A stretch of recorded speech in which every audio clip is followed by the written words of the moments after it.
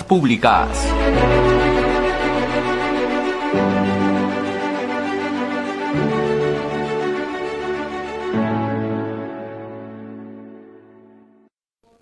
Ahora ya estamos con Víctor Andrés Belaúnde, con quien vamos a conversar de diversos temas como las elecciones intermedias en Estados Unidos.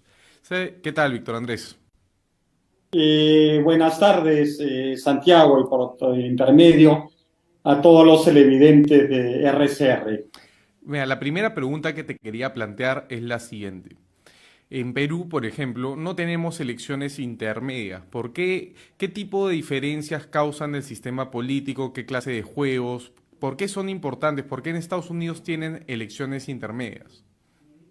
Bueno, interesante pregunta. En primer lugar, eso debe entenderse que las elecciones intermedias son parte de un esquema constitucional algo diferente. En Estados Unidos, el periodo presidencial es de 4 años y se permite la reelección consecutiva una vez. Y luego el Congreso está dividido en una Cámara Baja, la Cámara de Representantes, que es el equivalente a lo que era en el Perú en el pasado la Cámara de Diputados, y una Cámara Alta, que es el Senado. Los senadores representan a los estados, cada uno de los 50 estados que integran la Unión Americana. Y cada estado tiene 2 senadores con independencia de su tamaño o población. Y este es un pacto fundacional de Estados Unidos que asegura el respeto de la diversidad de opiniones y tendencias que hay en el país. La Cámara Baja y la Cámara de Representantes sí es una cámara de un origen, si se quiere, más popular. Y se elige cada pequeña circunscripción, elige un representante. Y los límites de esas circunscripciones o distritos electorales varían cada cierto tiempo en función de ciertas variables como el censo. Entonces, y las elecciones en la Cámara de Representantes se renuevan en su totalidad cada 2 años. Y los senadores tienen cada uno un mandato de 6 años, que terminan en momentos diferentes. Entonces, en Estados Unidos, cada 2 años se renueva toda la Cámara de Representantes y un porcentaje importante del Senado. Algunas de estas elecciones coinciden con las elecciones presidenciales y otras no. Hecha esta explicación, el significado político de las elecciones intermedias o de mitad de periodo es variado. Primero, es un indicativo de la popularidad del presidente o del gobierno que está actualmente al mando en la Casa Blanca. Pero también es un barómetro de otro conjunto de tendencias políticas que ocurren en el país, es un barómetro de la popularidad de cada partido y es un barómetro de lo que puede suceder en la siguiente elección general, que en este caso, la siguiente elección presidencial, que en este caso está programada para noviembre del 2024. Claro, Víctor Andrés, y se comentaba antes de las elecciones, ahora ya tenemos casi todos los resultados, que habría una marea roja, es decir, que el Partido Republicano, que actualmente es oposición, sería el partido que arrase en tanto la Cámara Baja de Diputados como en el Senado. Sin embargo, pareciera que en diputados va a tener una mayoría escueta, hablamos del Partido Republicano, y en el Senado parecería que ha perdido un escaño. Entonces, ¿cómo esto afecta al Partido Republicano con miras a recuperar ganar una eventual presidencial en 2 años? Y esto, ¿cómo afecta también al Partido Demócrata, que en lo que resta de su gobierno no va a tener la Cámara Alta, sin embargo, no ha quedado tan mal parado como se esperaba, ¿no? A ver, iría por partes. Número uno, ha sido una sorpresa casi para todos el, el resultado para los republicanos. A mí mismo me ha sorprendido. Yo esperaba eh, una victoria mucho más clara del Partido Republicano en ambas cámaras y también a nivel de las gobernaciones. En realidad, este año todo el ambiente político favorecía tremendamente al Partido Republicano. El presidente Biden es muy impopular. Su agenda en general es impopular. Hay un desagrado y una molestia ciudadana con una serie de temas sociales. Pero, ¿qué ha sucedido? Y se ha dado un escenario en medio de este contexto favorable al Partido Republicano, en el cual el gran ganador, el gran triunfador de la noche, si es que ha habido alguno, es el gobernador de la Florida, el señor Ron DeSantis, que en un estado morado, cuando decimos morado, me refiero, es una terminología de la política estadounidense, es que algunos años votaba por los republicanos, cuyo color es rojo, y otros años votaba por los demócratas, cuyo color es azul, y siempre por márgenes relativamente pequeños. Ahora no, el señor DeSantis ha arrasado en todo el estado, ha sacado una ventaja de casi 20 puntos porcentuales, ganando incluso de manera cómoda a los demócratas en alguno de sus bastiones, como la ciudad de Miami y el condado de Dade. Entonces, el señor DeSantis queda posicionado como un líder aparente y queda muy bien posicionado para obtener la nominación presidencial para las elecciones del 2024. El gran derrotado, a su vez, es el expresidente Trump. Se supone que el expresidente Trump anunciaría su candidatura con bombos y platillos el día 15, la próxima semana. Y el rival que iba a tener dentro del Partido Republicano era el señor DeSantis, que sale muy fortalecido. Pero hay una cosa adicional. Gran parte de los fracasos del Partido Republicano han sido en el Senado y en gobernaciones por candidatos que contaban con el apoyo de Trump y cuya única virtud era que le eran leales o aparentemente incondicionales. Trump interviene en la primaria, tiene mucha popularidad en el aparato partidario, no en el aparato partidario, pero entre los militantes de la calle del partido, y fue determinante para el candidato al Senado en Pensilvania, que es donde han perdido justamente un sitio que debió haber sido seguro. Y luego en Georgia, que va a haber una segunda vuelta para el Senado, y luego también en Arizona. Entonces, sin la intervención negativa y tóxica de Trump, probablemente el Partido Republicano hubiese tenido una gran victoria. Claro, Víctor Andrés, y bueno, nosotros sabemos que Trump dentro de los republicanos durante los últimos años, además de haber sido su presidente o el presidente de la República, tiene mucha popularidad. Las internas de hace 3 años las ganó pues de lejos. Sin embargo, y bueno, y además algunas otras figuras que tenían voces disidentes dentro del partido, como Liz Cheney, han sido completamente espectoradas a la política. Parecía que Trump tenía un poder incesante o un poder gigante dentro de los republicanos. Sin embargo, este ascenso de DeSantis podría, digamos, significar una mella del poder de Trump, incluso podría disputarle una candidatura en las internas, o simplemente es algo circunstancial de estas midterms. No, ciertamente no es algo circunstancial, pero yo haría un paréntesis. Está claro que la batalla por la nominación del Partido Republicano se daría entre DeSantis y Trump. Hasta antes de estas elecciones, la ventaja la llevaba Trump. Ahora la situación podría haber cambiado. Y además porque el conjunto del partido está viendo que Trump es tóxico y que efectivamente su presencia no ayuda a ganar elecciones.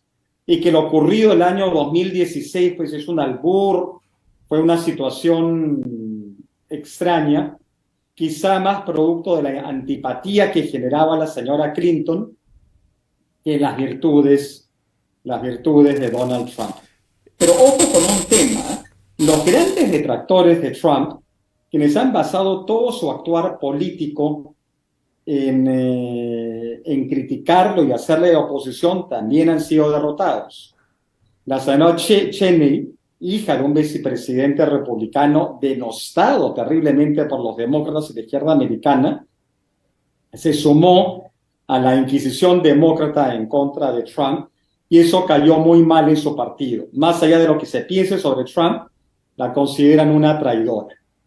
Y luego algunos de los demócratas más militantes que participaron de esta comisión en la Cámara de Representantes que lo acusó, o no, perdón, que está investigando los eventos, esta sonada que hubo el 6 de enero de 2021 en que se asaltó el Congreso, algunos de ellos, demócratas, incluso han sido derrotados y han quedado fuera. Entonces hay una conclusión que hay un deseo del país de dejar atrás todo lo que tiene que ver con Trump y mirar hacia adelante. Entonces, la lección para los republicanos es dejemos atrás a Trump. El modelo de comportamiento lo da DeSantis, pero no solo DeSantis, también el gobernador de Georgia, Brian Kemp, es un republicano de viejo puño, y también el de Ohio, que son gobernadores que han ganado con relativa comodidad, manteniendo por lo menos su distancia de Trump. Sin embargo, el caso de Georgia es curioso porque para el Senado, para la Cámara de Representantes se van a una segunda vuelta, ¿no? Sin embargo, esa no es la pregunta que te quiero hacer ahora. Creo que todos, todo el globo, podríamos decir de alguna manera, conoce las características, el estilo irreverente, las particularidades de Donald Trump. Sin embargo, todavía no conocemos tan a fondo como un estadounidense podría hacerlo el estilo, las propuestas, el carisma de Ronald DeSantis, ¿no? ¿Cuáles para ti son los pros de este candidato y los contras, ¿no? Mira, el gran contra es que el señor DeSantis, fuera del ambiente político de Florida, es un interrogante. Florida es un estado particular también. Tiene una importante población hispana en la cual los cubanoamericanos tienen un peso desproporcionado frente al resto del país. Y luego DeSantis ha combinado una pugnacidad parecida a la de Trump, pero más medida y más circunspecta, en la que escoge claramente sus batallas y no reacciona de manera impulsiva. Ha tenido unos conflictos con la empresa Disney, incluso logró pasar que se apruebe legislación en la Cámara Estatal que le removía beneficios tributarios, argumentando que Disney, a través de sus programas infantiles, estaba haciendo una serie de propaganda hostil a la familia nuclear. También ha mandado pues inmigrantes ilegales que arribaban a su estado en bus a centros de donde habitan los demócratas más elegantes. Y sus jugadas políticas han sido pugnaces, agresivas, pero pareciera que ha sabido dónde debe parar y que ha combinado esa pugnacidad con eficiencia en el gobierno. Y también proyecta la imagen de una familia tradicional y de normalidad en política. Ahora, como leí ahora en la mañana algún comentarista partidario del señor DeSantis, precisamente, decían, esa combinación ha funcionado muy bien en el estado de Florida, habría que ver cómo funciona en el resto del país. Porque algo que se debe entender de Estados Unidos es como si fueran 50 países en uno solo. Entonces Florida es que está en el sur, mirando al Caribe. En la costa este es muy distinto a Maine, que es el estado que está más al noreste, por citar un ejemplo. Entonces, quien gana las presidenciales es quien puede ganar el mayor número de lugares. Claro. Recordemos que Estados Unidos tiene un sistema electoral indirecto, que quien gana no es necesariamente quien acumula más votos, sino el que gana en el número correcto de estados. Y eso exige una gran habilidad a los candidatos presidenciales. Víctor Andrés, te cambio de tema, ya que la última vez que estuviste aquí nos quedamos cortos para hablar de China y creo que los espectadores también deben informarse sobre China, ¿no? Se habla mucho de China como una nueva superpotencia que ha emprendido un imperialismo económico, que compra empresas en Occidente, que despliega sus flotas y quiere adentrarse en el poder naval a nivel mundial, que genera nuevas iniciativas de cooperación para el desarrollo paralelas a la OSDE, etcétera. Es un país que está en ascenso, ¿no? Es un país que es una potencia que está retando a la potencia que es Estados Unidos. En cuanto a la coyuntura, en China han ratificado a su líder Xi Jinping y me acuerdo que tú me mandaste por WhatsApp un video en el que al anterior presidente, que ahorita no recuerdo el nombre, lo purgaban prácticamente de la reunión del Partido Comunista Chino. ¿Qué está pasando en China, no? ¿Qué tipo de gobierno está haciendo Xi Jinping y cómo les ha afectado la pospandemia? Bueno, interesante. Lo primero que debemos recordar sobre la China es que la China probablemente es la nación más antigua de la Tierra, junto con Persia, quizás, pero China es el caso más marcado. La China y su civilización tienen una continuidad desde el comienzo de la historia registrada. Y los que han invadido China con algún éxito, como los mongoles, fueron absorbidos por la cultura china. Eso es número uno. Número dos, esta característica hace que los chinos tengan una visión de la historia algo diferente de la nuestra. Los 200 o 300 años, los siglos XVII, XVIII, XIX y XX, que han sido de relativa postración china, o de distintos grados de postración china, son pues una anomalía en su historia de un país pues que tiene 2000 o 2500 años o más de historia. Entonces ellos tienen otra forma de ver las cosas. La tercera es que la China, a lo largo de su historia, veía a los pueblos extranjeros como bárbaros. Los más cercanos, vasallos. Y el resto simplemente bárbaros, salvajes, con los que no había que tener ningún contacto. Los chinos no concebían que hubiera otra nación o otro estado que los pudiera tratar de ellos igual a igual. Y cuando los europeos empezaron a visitar la China en el siglo XIX, les exigían a sus embajadores que se postrasen ante el emperador o su representante en señal de vasallaje, lo cual obviamente era rechazado.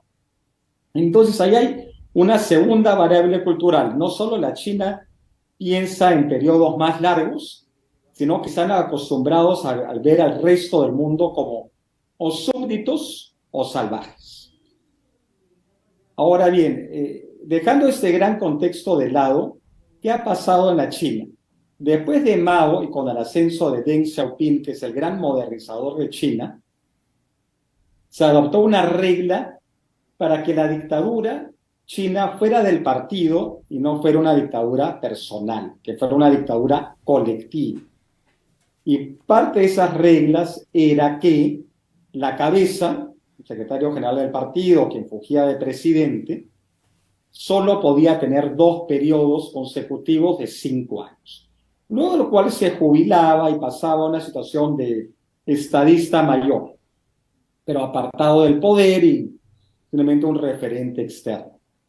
El señor Xi Jinping, desde que entra al poder, estuvo consolidando su posición personal, marginando las otras facciones y preparándose para convertir esa dictadura colectiva en una dictadura estrictamente personal.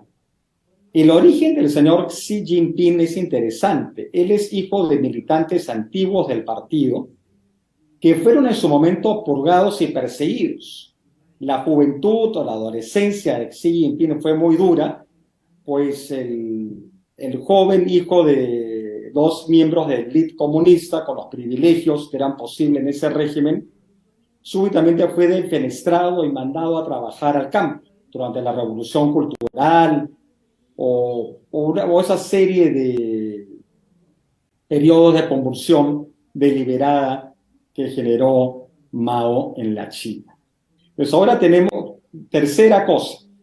Xi Jinping además desea concentrar aún más el poder en él y en el partido, y la apertura económica de los últimos 30 años o de los últimos 40 años de alguna manera menoscaba el poder personal y es algo que están restringiendo. Entonces vemos una enorme restricción, un enorme crecimiento de su poder personal que parte ya de una base muy alta porque se trata siempre de un Estado totalitario. En ese contexto, la China viene fortaleciendo sus capacidades militares y se comporta cada día con mayor asertividad y ya está obligando a los Estados Unidos que adopten actitudes más defensivas. Un ejemplo muy concreto es el siguiente. Parte de la flota de aviones que Estados Unidos tenía instalados en Okinawa y una serie de islas cercanas a la China, los están retirando y cambiando por una fuerza rotativa que operaría desde más lejos. ¿Y cuál es la razón? Que estas bases ya eran vulnerables a ser destruidas en un ataque sorpresa china, que para los americanos es una amenaza lo suficientemente seria para eliminar esta fuerza y reemplazarla por una rotativa que va dando vueltas y que está más en la retaguardia. Entonces se empieza a configurar un nuevo juego de poder en el Pacífico Occidental. Por supuesto, Víctor Andrés, estamos carentes de tiempo, por lo tanto te quiero hacer una última pregunta, cambiando un poco de tema, pero para no desviarnos porque es una efeméride interesante, ¿no? Que son los 33 años de la caída del muro de Berlín. ¿Qué significa para la historia reciente la caída del muro de Berlín? Te pido celeridad porque se nos acaba el tiempo. Mira, mucha celeridad y lo voy a relacionar a lo que ocurre en el Perú y lo que ocurre en Venezuela. Una razón fundamental de la caída del muro de Berlín es porque los dictadores, desde la cabeza en Moscú, perdieron el deseo y la voluntad de reprimir y mantenerse en el poder.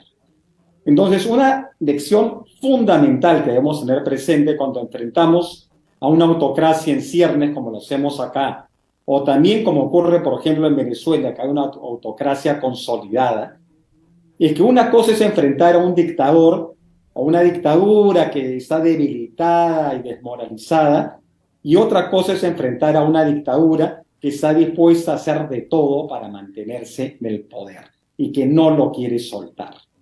Entonces, esa es una de las grandes lecciones que me parece, como el tiempo es breve, no voy a decir más, pero me parece que es la relevante para la coyuntura que vive el Perú actual. Muchas gracias, Víctor Andrés. Gracias a ti, Santiago. Ya te tendremos pronto de nuevo por acá.